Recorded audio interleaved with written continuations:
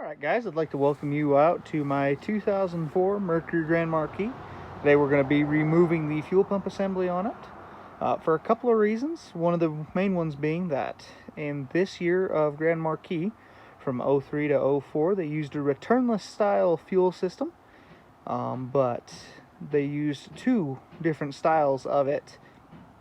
The first style was for anything made before December 1st, 2003, and the second system was for after that date. My car happens to be built in August of 2003, so it requires that first type of fuel pump. So any type that I go to get to like AutoZone or whatnot, if it doesn't specify that exact part number, well, then you've got the wrong pump.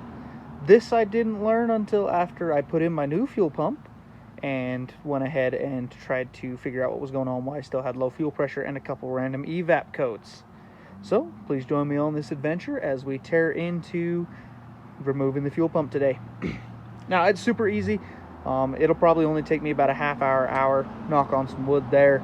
And you really only need a couple of things. You're going to need to remove your passenger wheel right here, your passenger rear wheel. You're going to need an 8mm, a 3/8 quick disconnect tool, and just some patience. So let's go ahead, let's dive into it by first getting the car up in the air. But before we get the car in the air, what we're going to do is get these lug nuts loose. Since my car requires a spline drive key for these aftermarket wheels, liquid metal Gen X's, if you're interested, we're going to break them loose. If you don't know how to break loose wheels, well, I don't know what to tell you. Super easy.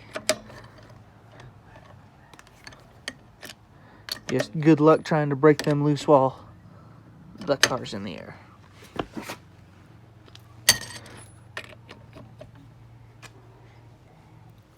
And I apologize for the shoddy camera work. Ooh, I am doing this off of my phone at 9 o'clock at night because I work 60-hour weeks, and this is the only time I have to work on things. So whatever. Next up, we're going to jack up the car. They say you can use this pinch weld right here. I don't really trust it, especially we've got nice strong body on frame construction right behind it. So we're going to go ahead, jack it up right off there, and put a jack stand, right about here-ish to help support it. I'm using jack stands, because I'm now married and I have something to live for. Yeah, but they're Harbor Freight jack stands. So okay, now that I've got this side supported in the air by a jack stand, we're gonna go do the same to the other side and go from there. As soon as that's up in the air, we'll go ahead and start doing that. You don't need to take the driver's side wheel off on this. You can if you want to, if you feel that'll help you out. I'm a little lazy, so I choose not to. Okay, we've got this side up in the air. Let's go ahead and slip your jack stand right underneath there. Slip it up a little bit, and then slowly and gently lower the car down onto it. And there you go, you got the car up in the air. Good for you. Step one, the easy part's complete. This is something I choose to do now that I've got that wheel off.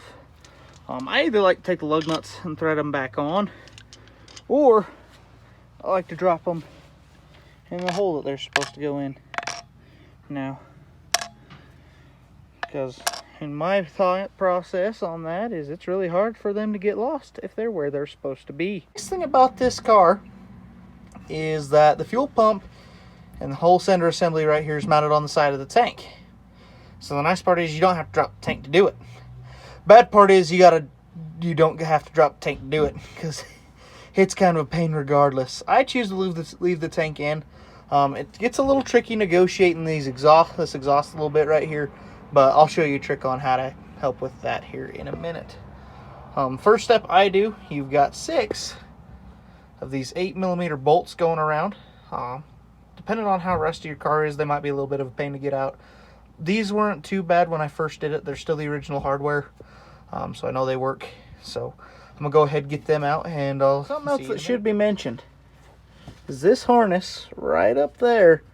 That's the whole deal that runs all of this. It runs the fuel pump, and there's also an Evap sensor on top of the tank that I'll show you here in a minute, and it runs that as well. So I'd go ahead and unplug that first before you get turned into the bolts.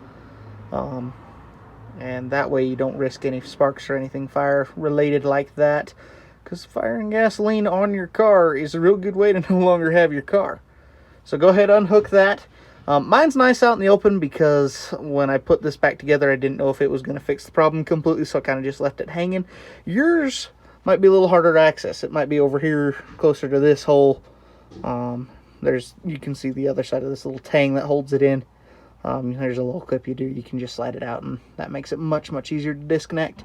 So go ahead, disconnect that, then move on to the next one. As well, that I should mention, this is pretty comparable of all the Panther cars from 98 and up.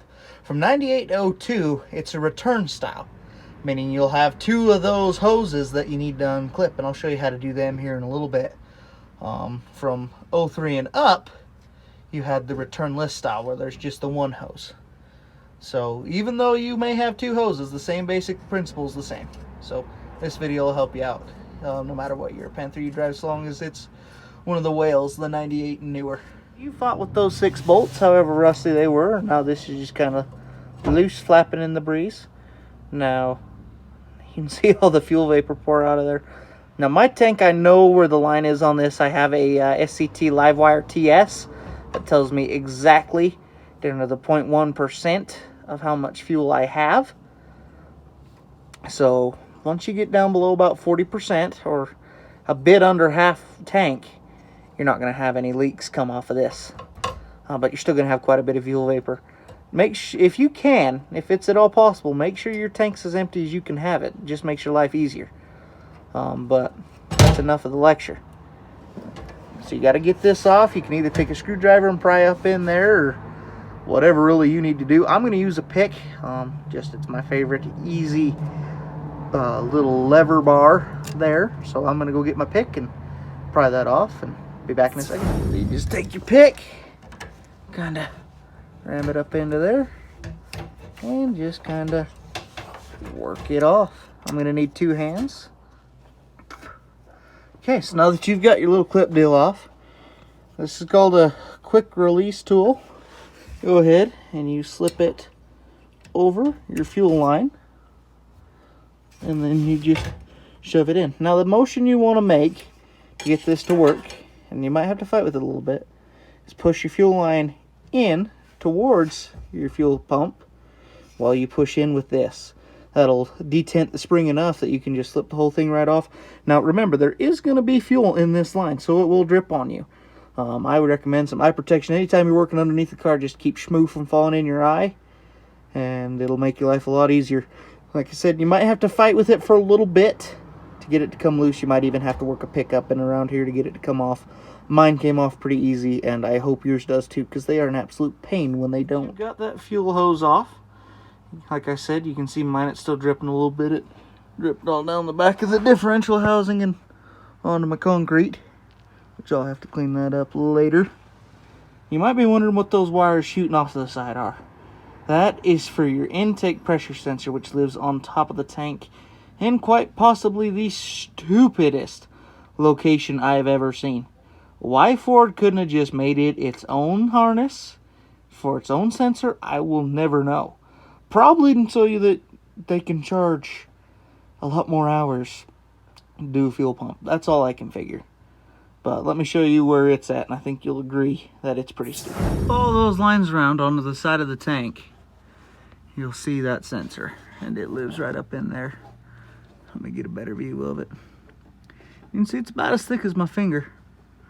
But you can see I don't have anywhere near enough room to get up on top and to press the little keeper tab that keeps it in there. What some people have done is shoved a pick up in there. You can see there's a little gap. They shoved a pick in there, wedged it up there, and they were able to work it out that way. You can do it. You'll probably spend as much time fighting with that as you would to just lower the tank a little bit. Well, that depends on how much your definition of lowering the tank a little bit is. But I've done it before. It works okay. Lowering the tank's easier. It's just a lot more time. Now I happen to have a spare one just laying around. And what I'm talking about is, you can see that hole right there. You can see it's a little cracked there. But you can wedge a pick up into here like so, in that little hole. And just barely get enough leverage on it to depress this little keeper and drag it out. You're gonna reach up in here. Well, if it was still in there, you'd push up on it and also at the same time push back on this way. It's a pretty snug fit.